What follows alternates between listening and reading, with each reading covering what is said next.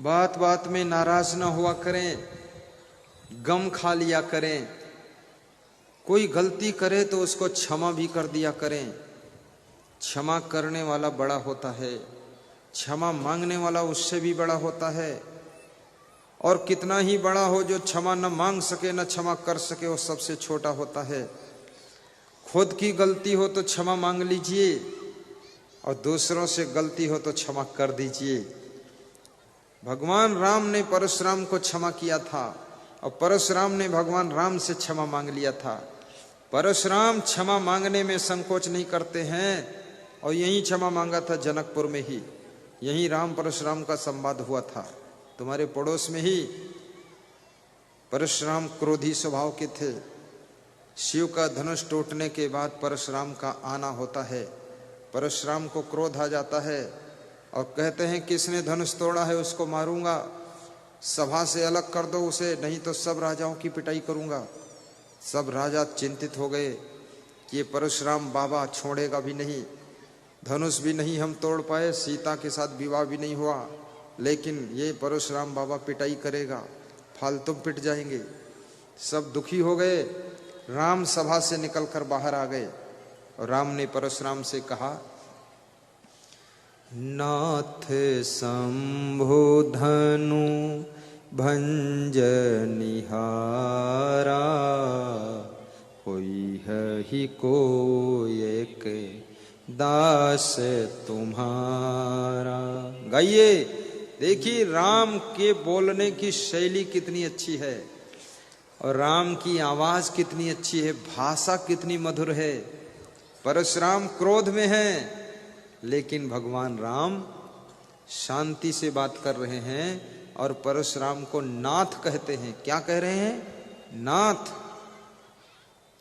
हे नाथ, शिव जी का धनुष तोड़ने वाला आपका कोई दास होगा, आपका सेवक होगा। भगवान राम ये नहीं कहते मैंने तोड़ा है, मैंने तोड़ा है ऐसा कह दे तो अहंकार झलकता है, और मैंने तोड़ा है ऐसा बोल दे तो परशुराम जोश में हो तुरंत मारपीट कर सकता है। इसलिए भगवान राम की शैली देखिए, इनडायरेक्ट में बात कर रहे हैं। जब कोई व्यक्ति जोश में हो तब ये नहीं कहना चाहिए मैंने किया क्या कर लोगे, तो तुरंत मारपीट हो सकती है।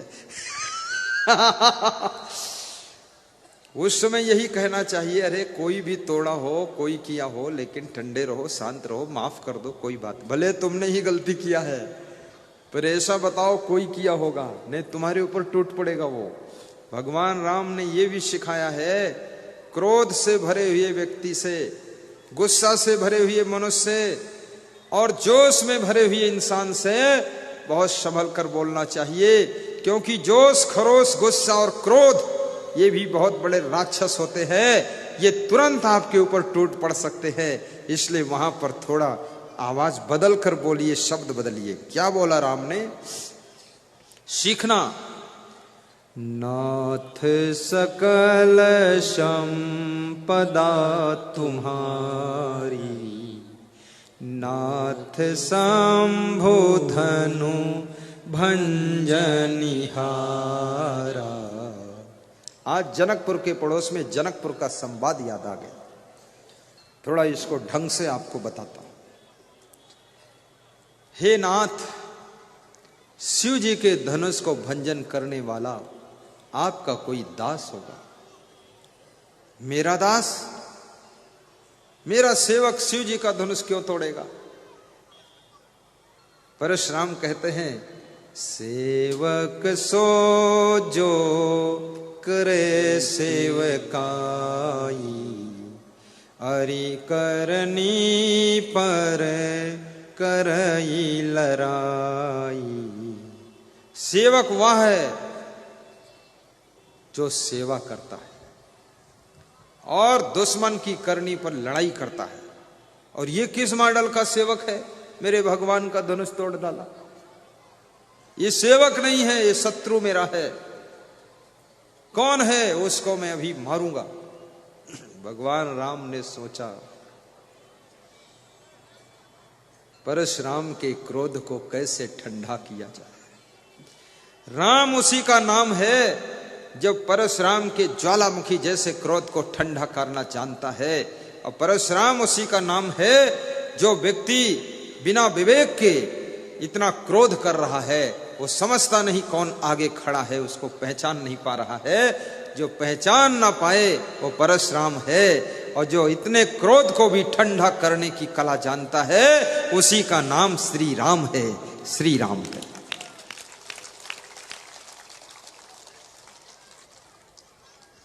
जब परशुराम बहुत क्रोधित हुए, श्री राम मुस्कुरा रहे।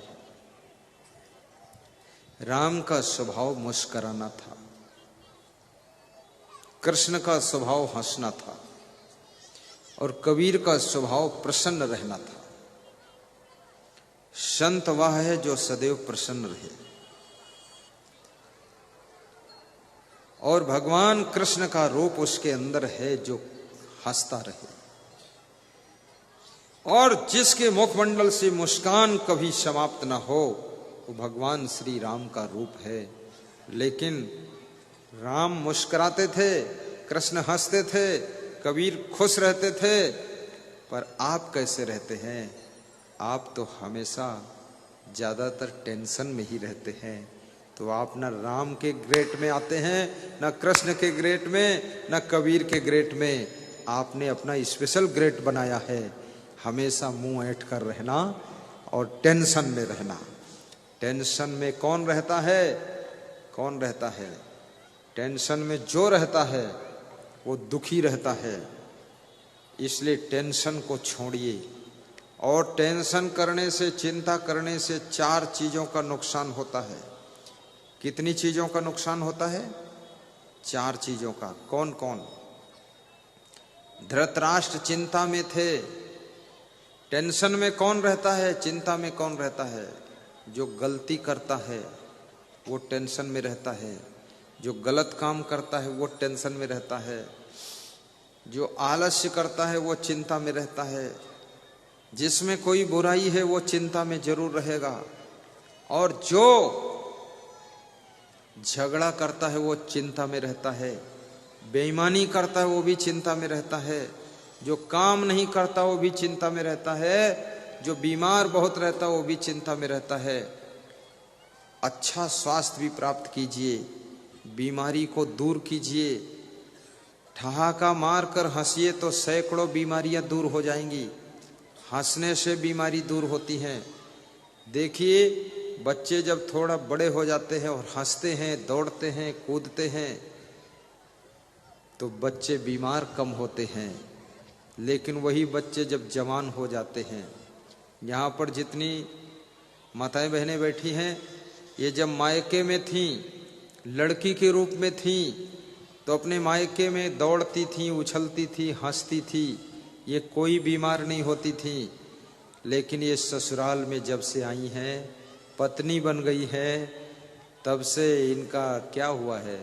अब ये दौड़ती भी नहीं, उछलती भी नहीं, कूदती भी नहीं, हंसती भी नहीं, और ये बैठी रहती, बैठे बैठे भोजन बनाती है, बैठे बैठे खाती है, बैठे बैठे झाड़ू लगाती है, बैठे बैठे कपड़े धोती है। तो पति को भी आश्चर्य हो रहा है कि इतनी पतली पतली पत्नी हम लाए थे, ये इतना पत्नी, ये हथनी कैसे हो गई? वो भी बहुत आश्चर्य में पड़ गया कि अरे राम राम, ये क्या हुआ। और 3 विभाग ऐसे हैं। एक तो पुलिस विभाग, उसमें भर्ती होने के लिए फिटनेस चाहिए। दूसरा विवाह विभाग, विवाह करने के लिए फिटनेस चाहिए। और दूसरा साधु विभाग, इसमें भी फिटनेस चाहिए। लेकिन एक बार भर्ती हो गए, फिर चाहे जितना तुम्हारा शरीर जैसा हो जाए उसी में भर्ती रहोगे, फिर कोई चिंता नहीं। एक बार बस सेलेक्ट हो गए। पुलिस वाला भी 1-1 कुंटल के पुलिस वाले हो गए, कोई फिटनेस की जरूरत नहीं है। इसलिए महिलाओं को बीमारी से मुक्त होने के लिए थोड़ा हंसना भी चाहिए। और अपने पति के साथ बैठकर हंसने से बीमारियां बहुत दूर होती हैं।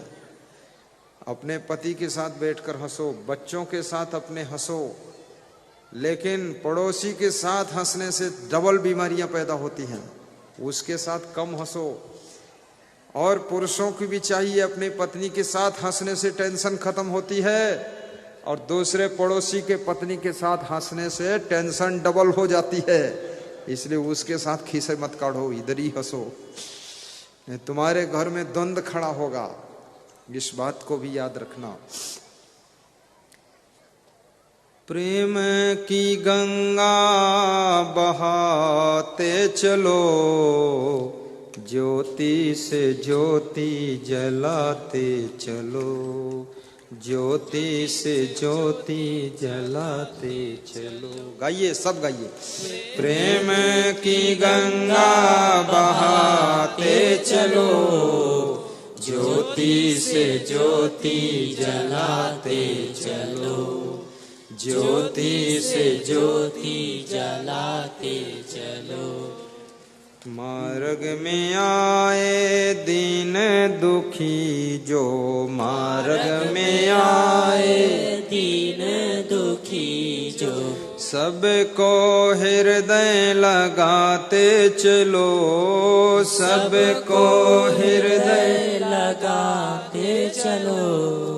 प्रेम की गंगा बहाते चलो, प्रेम की गंगा बहाते चलो, ज्योति से ज्योति जलाते चलो, ज्योति से ज्योति जलाते चलो।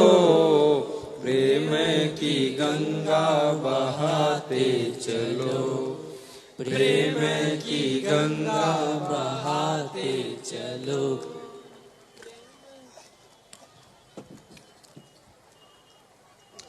बहुत सुंदर। आज श्रोता नर नारियों का दर्शन करके मन में बड़ी प्रसन्नता हो रही है कि नेपाल के लोग भी आस्था से भरे हुए,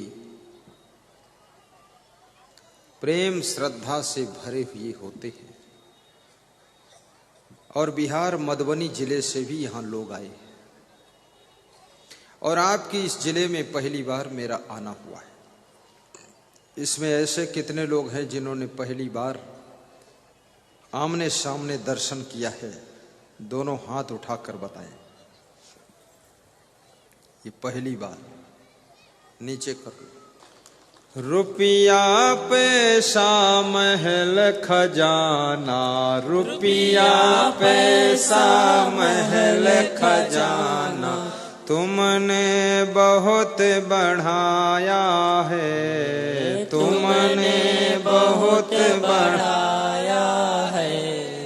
जब होवे परलोक को जाना, जब होवे परलोक को जाना, कौड़ी नहीं कमाया है, कौड़ी नहीं कमाया है।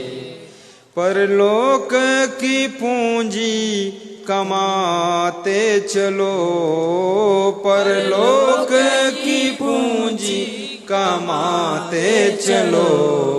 प्रेम की गंगा बहाते चलो, प्रेम की गंगा बहाते चलो, प्रेम की गंगा बहाते चलो। ज्योति से ज्योति जलाते चलो, ज्योति से ज्योति जलाते चलो। प्रेम की गंगा बहाते चलो, प्रेम की गंगा बहाते चलो। बड़ी प्रसन्नता की बात है। आप अपने घर में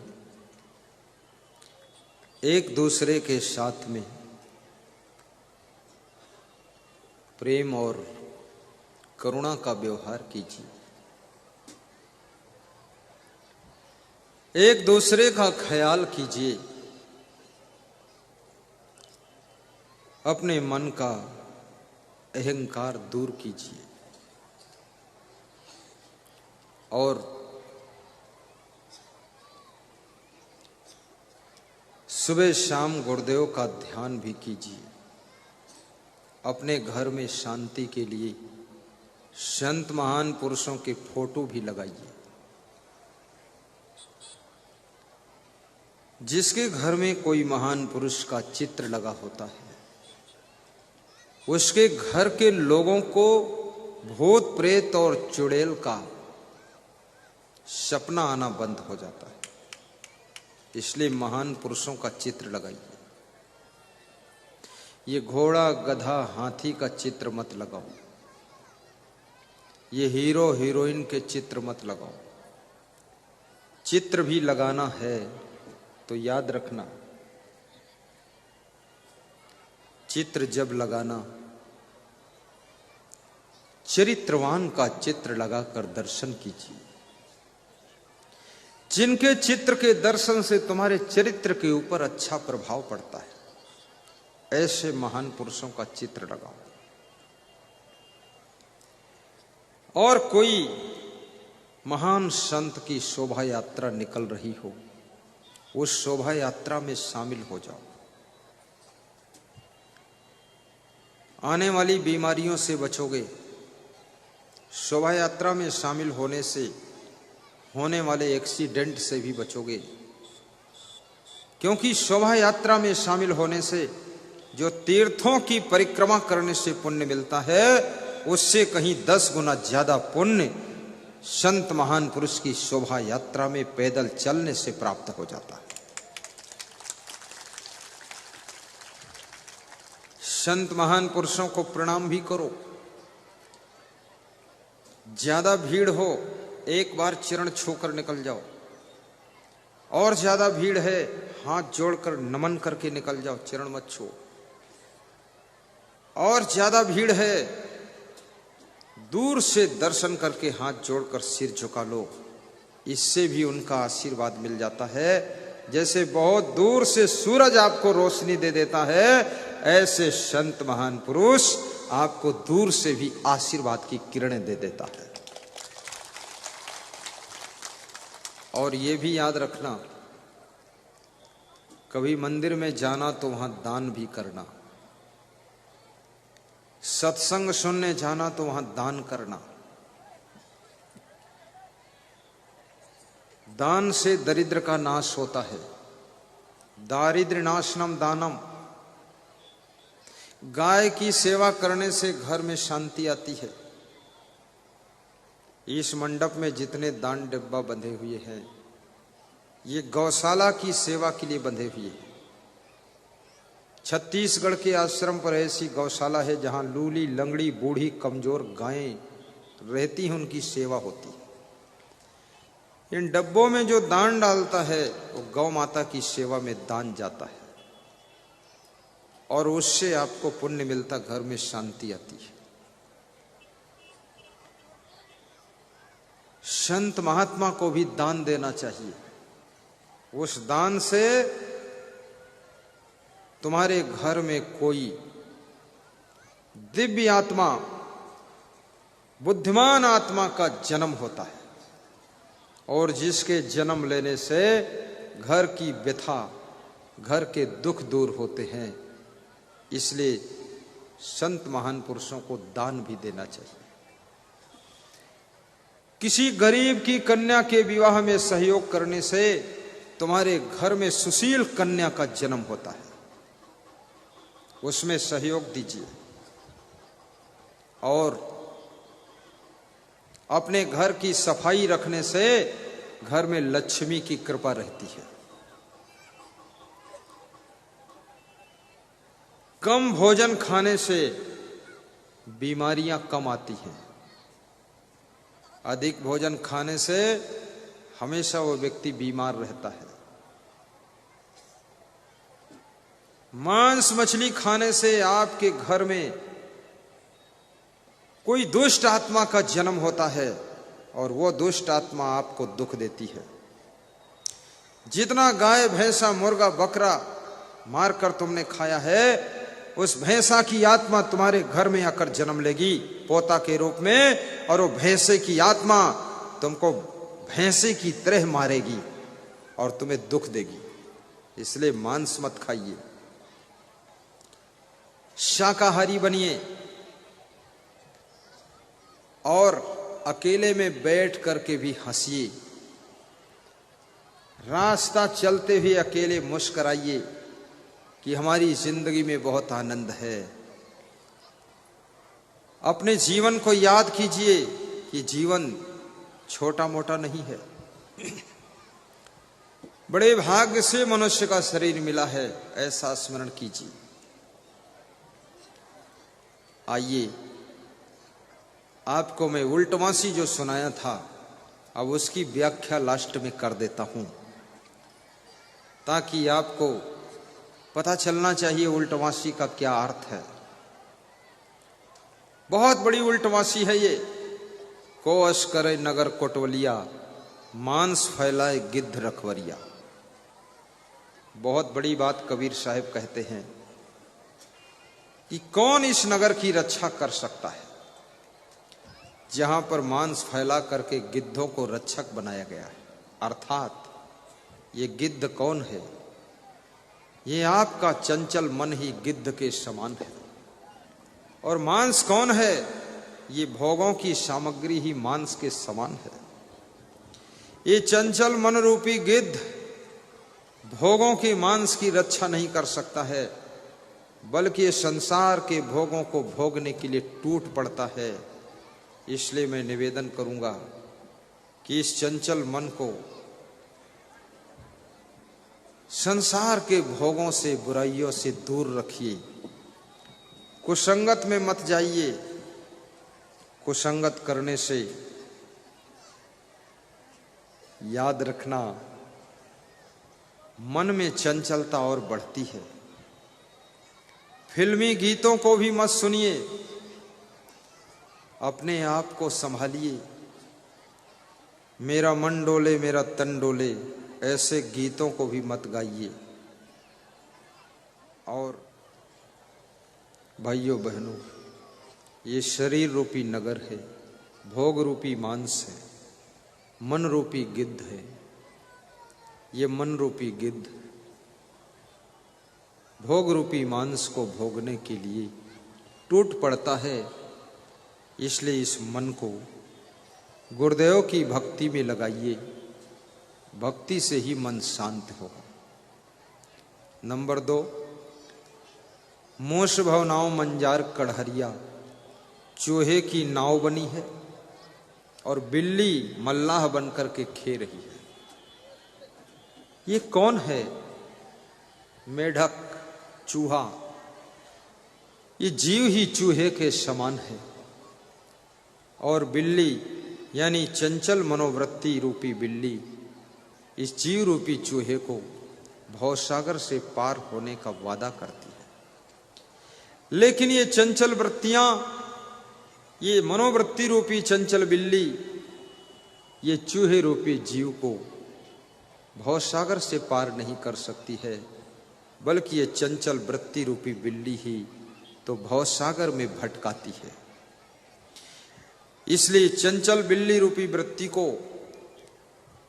अचल करने के लिए सत्संग की गंगा में स्नान कराइए, तो आपकी चंचल वृत्ति शांत होगी और जीव रूपी चूहे का कल्याण होगा। बैल बियाए गाय भय बंछा। और सदगुरु कबीर साहब कहते हैं कि बैल कौन है? दुर्बुद्धि रूपी बैल है, सद्बुद्धि रूपी गाय है और काम क्रोध लोभ मोह रूपी बछड़े हैं। सद्बुद्धि रूपी गाय बांझ हो गई है। जहां मनुष्य के अंदर दया क्षमा संतोष का जन्म होना चाहिए, दया क्षमा संतोष नहीं रह गए। अब दुर्बुद्धि रूपी बैल के द्वारा काम क्रोध लोभ मोह का जन्म हो रहा है। भाइयों बहनों, याद रखना, ये काम क्रोध लोभ मोह के बछड़े जिनको मनुष्य बछरू दुहिए 3-3 संझा 3-3 टाइम अर्थात सुबह दोपहर शाम काम क्रोध में ही तुम्हारे बीत रहे हैं। ये काम क्रोध के बछड़ों को ही तुम दुह रहे हो और जहां क्रोध है वहां शांति नहीं रहती है। शक्नोती है या सोढ़ों प्राक शरीर विमोक्षणात्, काम क्रोधोद्भवम बेगम सह युक्ता स सुखी नर। श्री कृष्ण अर्जुन से कहते हैं कि शरीर के नाश होने से पहले पहले अर्थात जीते जी शरीर में उत्पन्न हुए काम क्रोध के तूफान को जो कंट्रोल करने में समर्थ हो जाता है वही सुखी होता है और उसे योगी कहा जाता है। भाइयों बहनों, आपके शरीर में काम क्रोध का तूफान उठता है, इसको कंट्रोल करने की शक्ति जिसमें है उसी को सुख मिलता है और वही संत कहलाता है। काम क्रोध को जीतिए। जब जब आपके अंदर क्रोध आता है, संबंध बिगड़ जाते हैं, क्रोध के कारण रिश्ते बिगड़ जाते हैं, क्रोध के कारण भाई भाई से दुराव हो जाता है और क्रोध के कारण शत्रुओं की संख्या बढ़ती है और क्रोध के कारण तुम्हें सहयोग देने वाले भी दूर हो जाते हैं। इस क्रोधी स्वभाव को करुणावान बनाइए, गम खाना सीखिए, सहनशीलता बढ़ाइए और प्रसन्नता मुखमंडल पर रखिए। आपका जीवन मंगलमय हो। नित उठ सिंह सियार सो जूझे, कबीरा का पदजन बिरला बूझे। अब कबीर साहब कहते हैं नित्य ये सिंह उठ करके सियार से लड़ता है और सिंह हार जाता, सियार जीत जाता है। इस कबीर के पद का अर्थ कोई बिरले लगा सकता है, कौन लगाएगा इसका अर्थ? सिंह कौन है? जीवात्मा ही सिंह के समान है। और शियार कौन है? ये मन रूपी शियार है। ये गलत गलत आदतें शियार के समान हैं और ये मन की आदतें शियार के समान। ये जीव रूपी सिंह सवेरे सोकर उठता है और छोटी छोटी आदतों से इसका संघर्ष होता है। अंत में आदतें जीत जाती हैं और सिंह रूपी आत्मा हार जाती है।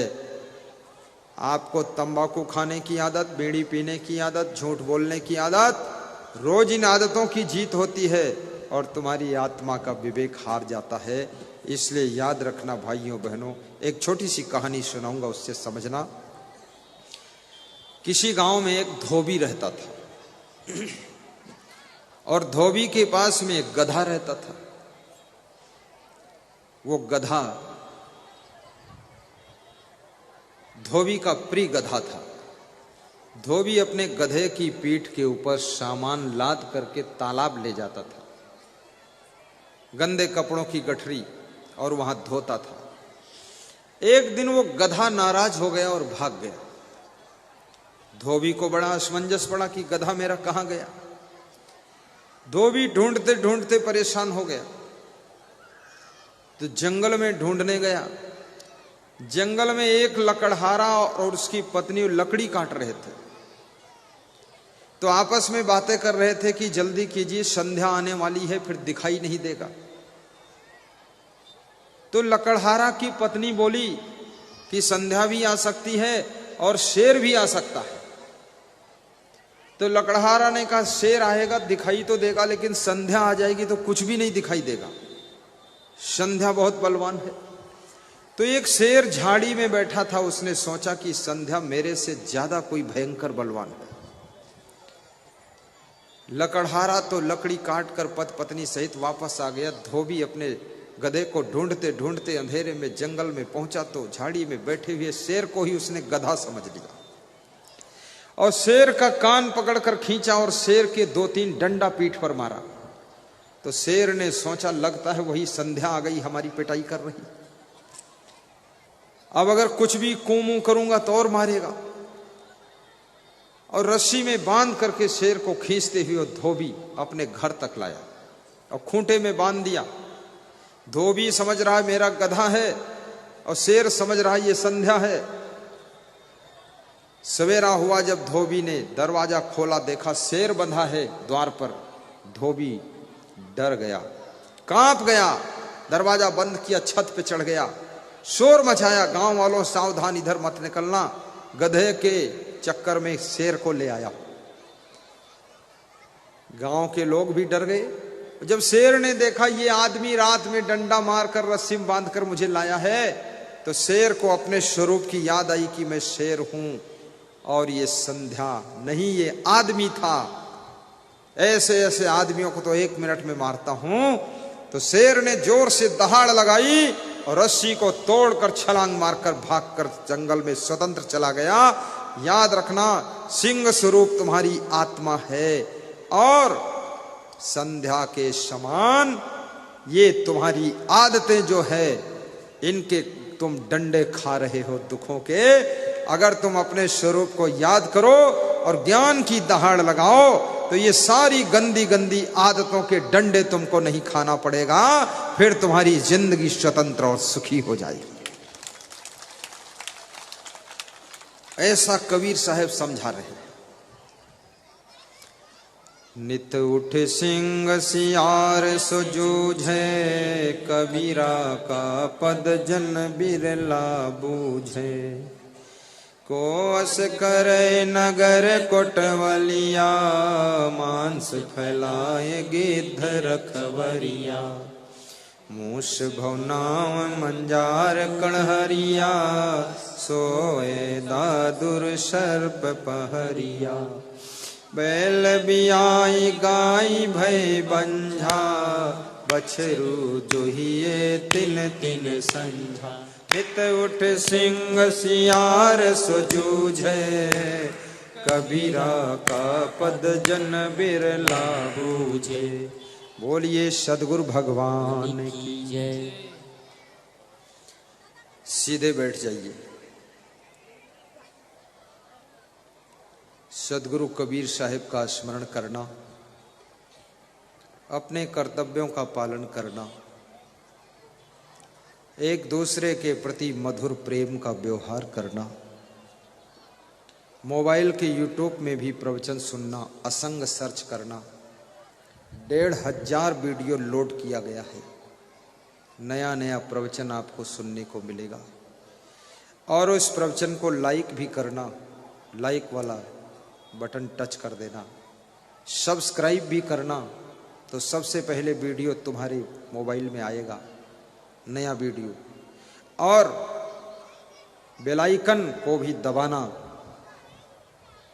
और व्हाट्सएप पर इसको शेयर भी करना, ताकि बहुत लोगों तक ये प्रवचन पहुंचे, दूसरों को भी लाभ हो। और एक दिन में 2 लोगों को मुंह से बताना कि आप ये प्रवचन सुनो। रात्रि 9 बजे आस्था भजन चैनल में आप प्रवचन सुनना, दूसरों को भी बताना। टीवी चैनल से, यूट्यूब से ही हमारा आपका संपर्क हुआ है। और यूट्यूब का सिस्टम देखिए कितना बड़ा सिस्टम है टीवी का।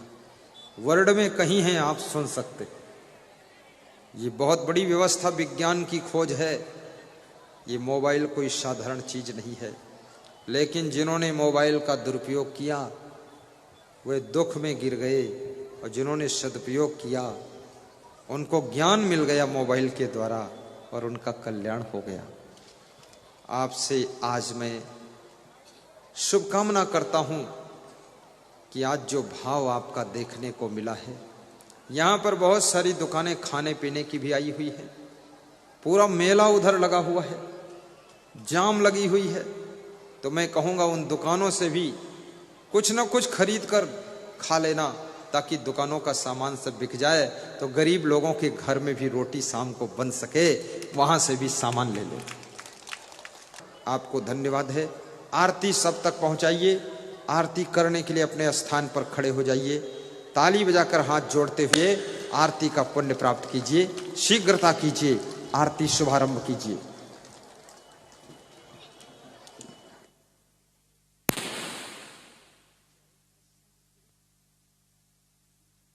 आरती हो गुरु आरती हो, आरती हो साहिब आरती हो, आरती हो गुरु आरती हो, आरती हो साहेब आरती हो, आरती गरीब निवाज साहेब आरती हो, आरती दीन दयाल साहेब आरती हो। ज्ञान आधार विवेक की बाती, ज्ञान आधार विवेक की बाती, सुरती ज्योति जहाँ जाग साहेब आरती हो, आरती गरीब निवाज साहेब आरती हो, आरती दीन दयाल साहेब आरती हो। आरती करो सतगुरु साहेब की, आरती करो सतगुरु साहेब की, जहाँ सब संत समाज साहेब आरती हो, आरती गरीब निवाज साहेब आरती हो, आरती दीन दयाल साहेब आरती हो।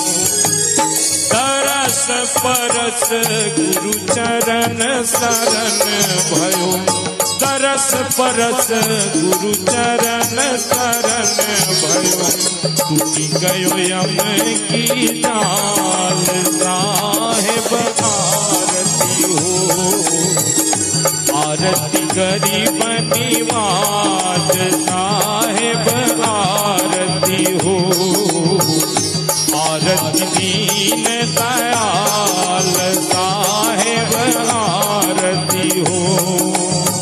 साहेब कबीर संतन की कृपा से, साहेब कबीर संतन की कृपा से, भयहु परख प्रकाश साहेब आरती हो, आरती गरीब निवाज साहेब आरती हो, आरती दीन दयाल साहेब आरती हो, आरती गरीब निवाज साहेब आरती हो।